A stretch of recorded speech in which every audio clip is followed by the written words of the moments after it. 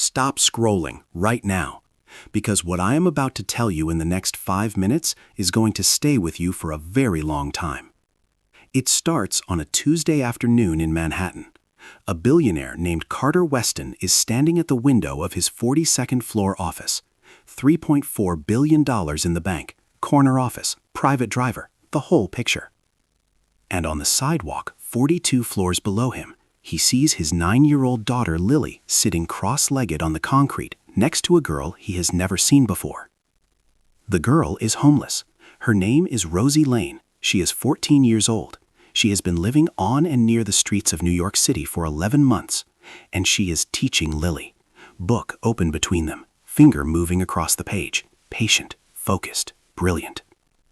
Carter watches for almost 4 minutes. Then he puts down his phone, picks up his jacket, and goes downstairs. Welcome back, my beautiful family and friends. If you are hooked in and ready to hear what happens next, hit subscribe right now and drop your location in the comments, because tomorrow I am releasing another story just as powerful as this one, and you do not want to miss it. Stories like this one, every single day. Subscribe so you never miss a drop. Now, let us get back to it.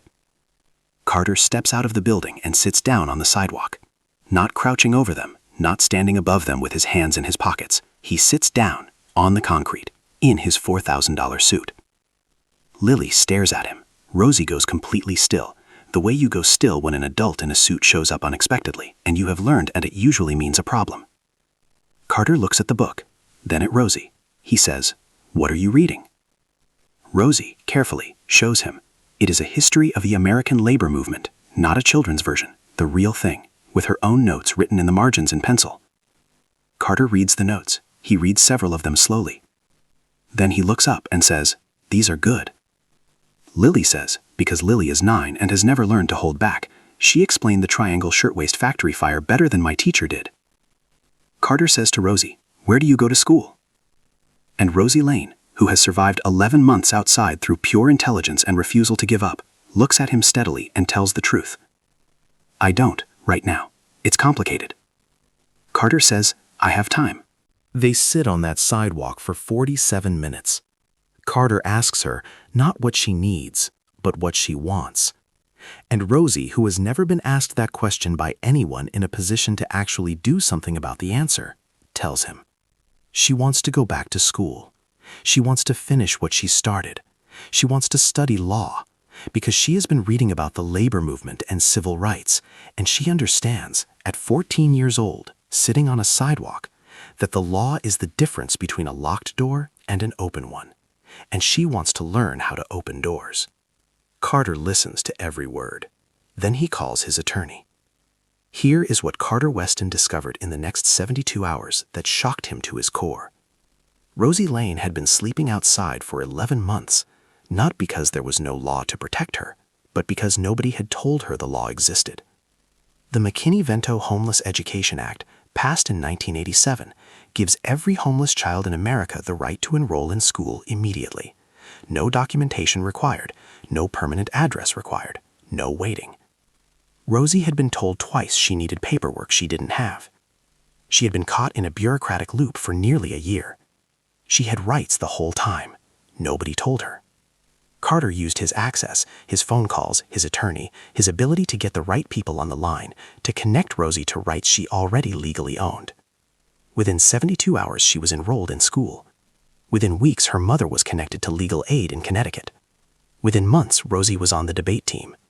Within 1 year, she finished 3rd in the state debate tournament. Within 2 years, she testified before Congress.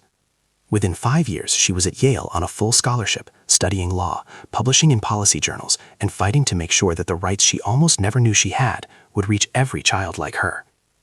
Carter Weston did not save Rosie Lane. He connected her to what was already hers.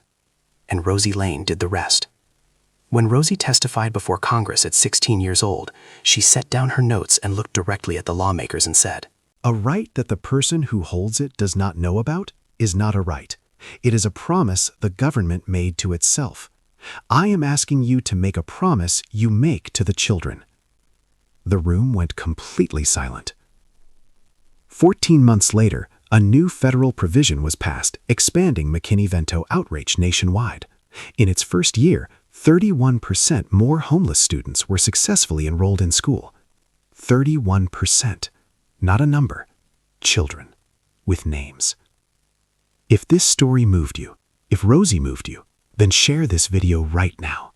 Because there are children tonight who have rights they do not know about, and awareness is where change starts. Subscribe for a new story every single day. Like this video so more people find it. Comment below which part of this story hit you the hardest. And remember, the most powerful thing Carter Weston did that day was not write a check. It was to sit down on the concrete and ask a 14-year-old girl what she wanted. That question changed everything.